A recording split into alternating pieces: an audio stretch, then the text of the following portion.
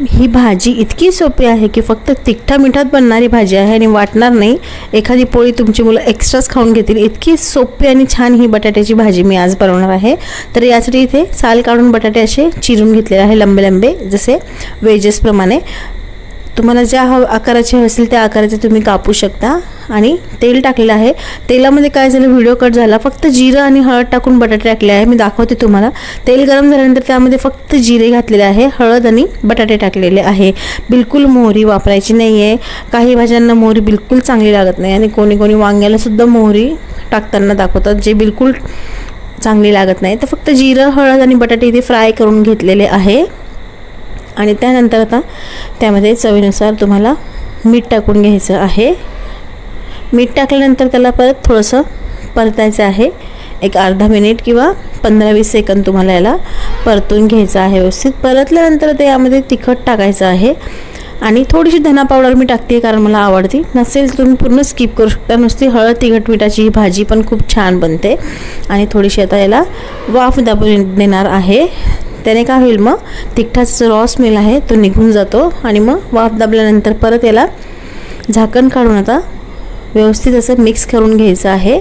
जे मसाला आपण टाकला आहे तिखट, धना पावडर, ते सगळं मग कोटिंग बटाट्याच्या फोडींनाही झाली पाहिजे. अशा प्रकारे व्यवस्थित तुम्हाला याला आता मिक्स करून घ्यायचं आहे.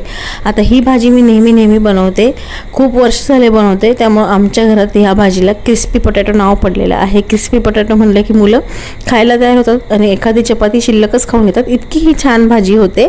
भूक नसली तरी ते खायला बसतात. खरंच वाटणार नाही तुम्हाला. इतकी सोप्याच मी भाज्या दाखवत असते रोजच्या बनवायच्या ज्या आहे त्या. आणि त्या इतक्या छान बनतात. आणि हळूहळू याला मी बारीक गॅसवर असं होऊ देते, म्हणजे ते क्रिस्पी होत चाललेले आहे. तुम्हाला दिसत असेल व्हिडिओमध्ये काही बटाटे क्रिस्पी झालेले आहे. असे मी बराच वेळ त्याला क्रिस्पी होऊ देते. मग मुलांना ते खूप आवडतात. त्यानंतर आवड म्हणून तुम्हाला ऑप्शनल हे टोटल चीज इथे मी टाकून घेतलेलं आहे आणि थोडी कोथिंबीर याच्यावर टाकायची आहे. आणि चीज आणि कोथिंबीर टाकून याला वाफ दाबायची आहे, म्हणजे चीज जे आहे ते व्यवस्थित मेल्ट होतं. आणि नंतर 1-2 मिनिटांनी परत झाकण काढून घ्यायचं आणि गरमागरम तुमचे असे क्रिस्पी पोटॅटो बनवून तयार आहे. अजून तुम्हाला क्रिस्पी करायचे ते करू शकता. मी थोडे क्रिस्पी जास्त आवडतात म्हणून अजून क्रिस्पी मी करून घेत असते. आणि मस्त असे गरमागरम बटाटे तुमचे तयार झालेले आहे.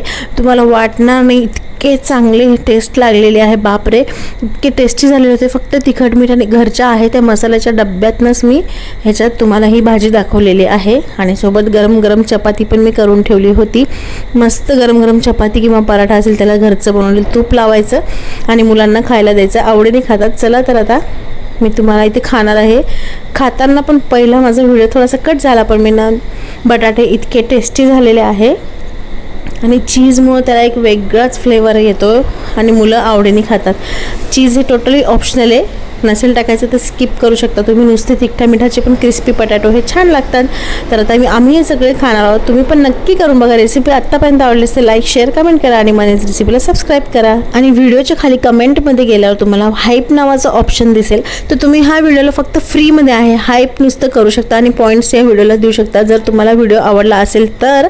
आणि त्यामुळे माझे मग व्हिडिओ हा ट्रेंडिंगमध्ये जाण्यास, लीडर बोर्डवर जाण्यास मदत होईल. तर हे पॉईंट्स दिले एकदम फ्री आहे. व्हिडिओच्या खाली कमेंट सेक्शनमध्ये गेल्यावर स्वाईप करायचं किंवा खालीच हाईप नावाचं ऑप्शन येतं, त्याच्यावर तुम्ही तिथे स्टार दिसते त्याला हाईप करायचं आहे फक्त व्हिडिओला. आणि प्लीज तुमच्या हाईपमुळे माझा व्हिडिओ लीडर बोर्डवर जाण्यास मदत होईल. पॉईंट्स मला भेटतील, बाकी काही नाही.